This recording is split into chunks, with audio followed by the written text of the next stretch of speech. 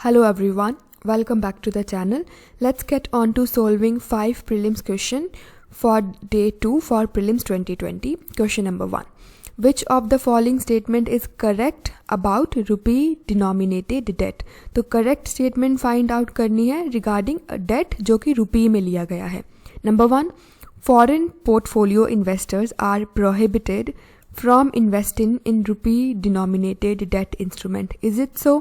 रुपये में हमको डेट चाहिए तो क्या फॉरेन पोर्टफोलियो इन्वेस्टर्स नहीं वो इंस्ट्रूमेंट को खरीद सकेंगे और हमें लोन दे पाएंगे. This is what statement 1 is. Statement number 2. The borrower pays back the foreign currency equivalent of the rupee denomination at a pre-decided exchange rate. तो लोन वापस करते टाइम रुपये को कौन से रेट पे डॉलर में कन्वर्ट करना है that is decided before hand. Is it so? Number 3.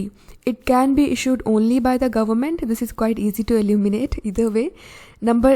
Last or option number D is the currency risk is borne by the creditor. So is it so? Let's say if at present time $1 is equal to rupees 50 and we have taken 100 rupee as loan and all of sudden rupee depreciated. तो अभी $1 $100 के बराबर हो गया. तो वापस करते time हमको सिर्फ $100 ही वापस करने हैं या we do have to bear the currency risk. This is what the last statement is about. So try solving it. It's really simple. Alright, so correct statement find out करनी है and either way correct statement is option number D because debt is in rupee denomination. rupees में हमने debt लिया है तो हमको सिर्फ let's say $100 उधार लिया था तो $100 ही वापस करने हैं. We are not concerned with any sort of depreciation or appreciation. This is it. अगर करेंसी पहले 50 जैसा ही रहता तो अभी $100 वापस करके क्रेडिटर को $2 मिलने थे. But just because currency has depreciated we are suppose to pay back ₹100 only and 100 would be equal $1 and that's how creditor would be at loss because now he would be getting back $1 only. This is it. तो currency risk is borne by the creditor. This is really important and this question is telling us one thing that अगर कुछ भयंकर जैसा statements भी लगे तब भी डरने वाली बात नहीं है. With basic concept we can solve the question. So we really don't need to go into the details of option number A, B and C because either way there is just one option that is correct and we have gotten our answer. Lekin still for the sake of understanding statement number 1 as we can clearly see is not correct because how could foreign portfolio investors be prohibited from investing in rupee denominated bond, right? This is indeed wrong. Abhi hum globalized economy mein hai so foreign portfolio investors can invest.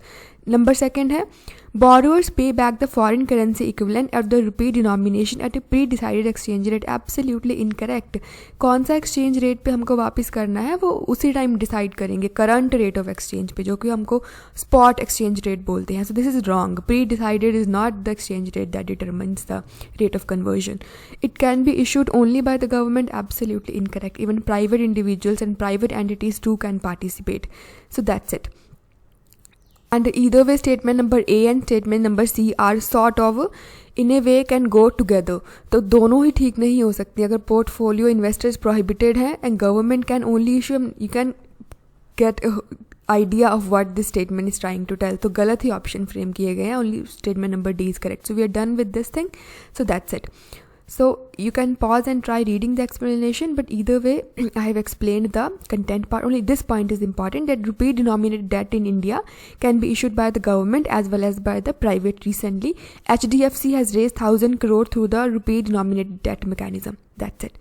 तो हमने ये cover कर लिया. अभी हम चलते हैं question number 2 में which is about the Monetary Policy Committee. Very simple. Which of the following statements are correct regarding the MPC और Monetary Policy Committee? तो correct हमारा डायरेक्टिव है और MPC के ऊपर क्वेश्चन है. Number 1 it's a statutory body. Law के through pass करके इसको बनाया गया है या कोई एग्जिस्टिंग लॉ है जिसके अकॉर्डिंग इसको बनाया गया है. Number 1 is it a 6-member body headed by the RBI governor? This is point number 2. Number 3 it is responsible for determining the inflation target. क्या यही बॉडी कितना इकॉनमी में इन्फ्लेशन होगा वो सेट करेगी target? So what is the right answer? Number 1 and 2 only, 2 and 3 only, 1 and 3 only and all of these are correct. Pause a bit, try to solve this question. A question on this very line was asked by UPSC in 2019 prelims paper. Alright, so statement number 1 is definitely correct. It is a statutory body. As when can see right here. It was constituted under the section of Reserve Bank of India Act 1934. So that make it a statutory body. Statement number 2 is also correct. It's a 6-member body and headed by the RBI governor. Last is, it is responsible for determining the inflation target, which is not correct. क्या economy में inflation का target होगा वो government decide करेगी. इस committee का काम है उस टारगेट को अचीव करना. So this body does not set the inflation target, this just tries to achieve that very target through its policies, and basically most important policy is the repo rate, which is benchmark policy rate. So repo rate is not the inflation rate. This is something that we either way know, so that's it. Or that make us say that statement number 3 is wrong, so A is our correct answer, that is 1 and 2. So this is it. और अभी थोड़ा सा देख लेते हैं जल्दी से MPC के बारे में. इसका composition क्या है? RBI governor is the chairperson. RBI deputy governor in charge of monetary policy is one of its member. One official which is nominated by the RBI board is also its member. और 3 member government के side से nomination में आते हैं. Function क्या है? Very very important. It fixes the repo rate or benchmark policy rate to contain the inflation. This is it. Question ये भी बन सकता है कि इंडिया के कॉन्टेक्स्ट में RBI किस चीज़ को फॉलो करती है, बिकॉज हर एक कंट्री का सेंट्रल बैंक या तो मल्टीपल ऑब्जेक्टिव्स को फॉलो करता है, या वो मनी सप्लाई को फॉलो करता है, टारगेट रखता है, या इन्फ्लेशन का टारगेट रखता है. एक टाइम था जब RBI भी मल्टीपल ऑब्जेक्टिव्स को टारगेट में रखता था. हमको अनएम्प्लॉयमेंट भी कम करना है, ग्रोथ भी बनाना है, मनी सप्लाई भी ठीक रखना है, इन्फ्लेशन भी ठीक रखना है. But then this is RBI has narrowed down its approach to only one thing, inflation targeting. That's it. Not inflation setting, but inflation targeting. Inflation target is set by the central government or the government of any country. In India, it's definitely the government. But how to achieve that very target is something that RBI pursues. All right. तो अभी क्या target है, please write in the comment section. That two is very very important. इसके बारे में एक और चीज़ देख लेते हैं. That under this, the RBI, not the RBI, I'm so sorry. Under this, the central government determines the inflation target in terms of consumer price index, and once in 5 years in consultation with the RBI. So this is quite simple. Last question पे चलते हैं. No, it's not last, it's the third one. Consider the following statements with respect to consumer price index. All right. It computes the price changes in both goods and services. क्या consumer price index में goods का भी देखा जाता है, क्या prices और services का भी. Number 2, it is computed by the office of economic adviser which is under department of industrial policy and promotion. It's a pure factual detail. क्या DIPP का ऑफिस इसको डिटरमाइन करता है कंज्यूमर प्राइस इंडेक्स को. And the last is, it is taken as a measure of inflation while formulating monetary policy by the RBI. तो RBI का monetary policy formulation में हमने तभी ऊपर पढ़ा कि इन्फ्लेशन जो गवर्नमेंट सेट करती है उसको RBI टारगेट रखता है अचीव करने का. तो इधर से हमें पता चल गया कि ठीक है, statement number 3 is correct either way. So that this is correct. It is taken as a measure of inflation while formulating monetary policy by RBI. अगर अभी गवर्नमेंट ने टारगेट सेट किया है 6%, 4% इन्फ्लेशन टारगेट है, +2 -2 का रेंज है. तो अभी कौन सा वाला इन्फ्लेशन है, वो CPI का इन्फ्लेशन है. सो that's it. So what is the correct answer here? 1 and 2, 2 and 3, 1 and 3, or all? Pause a bit, try to solve this question and come up with the right answer, and we'll see the answer now. So statement number 1 is indeed correct. हाँ ठीक है, दोनों goods and services को ध्यान में रखता है consumer price index. उसके बाद it is not computed by OEE, rather it is computed by many bodies, but CPI in general means CPI combined or CPI all India. 3 indexes को central statistics office बनाता है. Very very important. 2 बार UPSC ने question इसी चीज़ पे पूछा है. तो अभी तो CSO नहीं है because it's been merged. NSSO and CSO has been merged into a new body, National Statistical Office. But either way this would stay true that ठीक है, CSO under MOSPI, Ministry of Statistics and Program Implementation, क्या compute करते हैं? CPI. 3 versions, rural, urban and all India. Very very important. उसके बाद CPI industrial worker, CPI agricultural labour and CPI rural labour. तो जिधर भी कामगारों की बात हो रही है, वर्कर्स का बात हो रहा है, then ministry of labour would come into picture and specifically labour bureau of labour ministry. So this was asked by us that CPI industrial worker is computed by which body, and answer was labour bureau of labour ministry. 2015 में पूछा था। So we have gotten the right answer here. Statement number 2 is incorrect and 1 and 3 are indeed correct. So that's how C becomes our right option. We are to find the correct statement here. Agar incorrect hota, then would have been a different answer. So please memorize all the details here. So that's it. We are done with this question as well. इधर बस यही चीज़ें important थी. और 2-3 चीज़ें और देख लेते हैं जस्ट फॉर एक्स्ट्रा इन्फॉर्मेशन. एक तो इनका वेट डिफर करता है. CPI अर्बन में डिफरेंट वेट होगा, रूरल में डिफरेंट वेट होगा. फॉर एग्जांपल रूरल एरियाज़ में हाउसिंग का कोई ज़्यादा इश्यूज़ नहीं है, बट कि अर्बन में बहुत ज़्यादा है. सो रूरल में हाउसिंग को कुछ वेट असाइन नहीं किया गया. It's 0 weight assign to housing in case of CPI rural. और ज़्यादा वेट किसको है? फूड एंड बेवरेज के, ओवर 50%, दैट इज़ 50.18%. इतना एग्जैक्ट फिगर याद करने का ज़रूरत नहीं है, लेकिन कुछ कॉम्प्लेक्स क्वेश्चन आया तो बस यही दिमाग में रखना है that weights they vary, they are not uniform.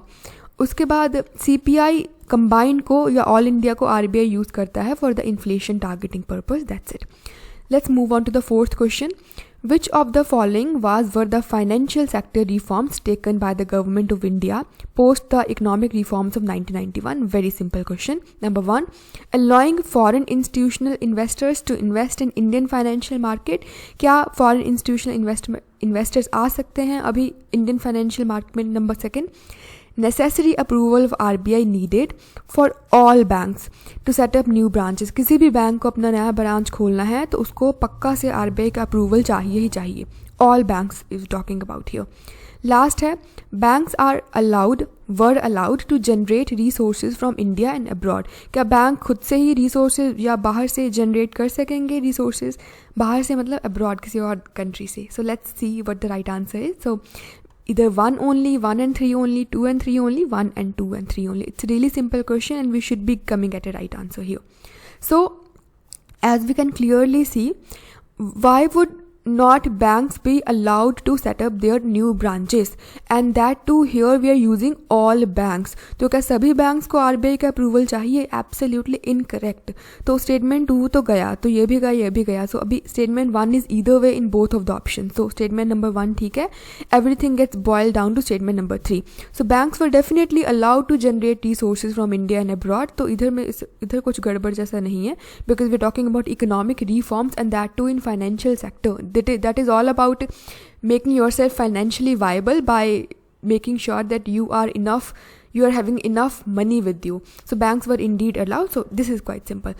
तो अभी statement number 2 गलत हो गया and we got the B as our right answer. So that's it. And this is what's written over here, that banks were indeed allowed to open their branches if they were meeting certain conditions. तो ऐसा नहीं है कि बिना बेधड़ल्ले से लगे रहे अपने बैंक खोलने ब्रांचेस को. कुछ कंडीशन रखा होगा RBI, उसके बाद वो आप फुलफिल करते हो, then go for opening your branches. That's it. Let's move on to the last question. ये सब इतना ज़्यादा डिटेल इसीलिए दिया है that those of you with very inquisitive mind can read these things on your own. Otherwise I have explained everything. That's it. Let's move on to the last question, which is question number 5. Which of the following actions implemented by the government may lead to reduction in its deficit? Alright, deficit मतलब खर्चे ज़्यादा हैं, income कम है. तो इनमें से क्या करने से हमारे इनकम ज़्यादा हो जाएगी और खर्चे कम हो जाएंगे, तभी डेफिसिट कम होगा. Number 1, increase in the rate of personal income tax. Think about it. Sale of shares of public sector undertakings. Alright. Introduction of new welfare schemes by the government of India. It's a really, really simple question. Pause a bit and try to come up with the right answer. So 1 and 2 only, 2 and 3 only, 1 and 3 only, or all of these are correct. So may is our keyword here. So it's a broad based question. So let's just get into the explanation part here. तो increase in the rate of personal income tax. ठीक है, tax बढ़ाने से government के पास ज़्यादा income जाएगी तो deficit कम होगा. This is a probability. Alright. Sale of shares of public sector undertaking. Again share of sale of shares मतलब इनकम आएगा गवर्नमेंट के साथ, तो इनकम आएगा तो डेफिसिट कम होगा. Last, introduction of new welfare schemes. It means government is incurring expenditure and government is not generating revenue. तो expenditure ज़्यादा हो रहा है तो डेफिसिट तो और भी बढ़ेगा, it would not come to any end. So this is very simple. Statement number 3 हो गया गलत, तो we got the right answer 1 and 2 only. सो अगेन इधर खिचड़ी नहीं पकाना है, that income tax and all, it's may here. So may means a broad based question. So that's it. So we are done with 5 questions for day 2 and try to read the solution if you haven't gotten over anything. They were really simple. Tomorrow again we'll be covering 5 questions. And also you people can give me some suggestion in terms of how we should be proceeding. Do we need to go slow? Do we need to go fast? And any suggestion from your side would be a welcome. So that's it. Thank you so much for watching and goodbye.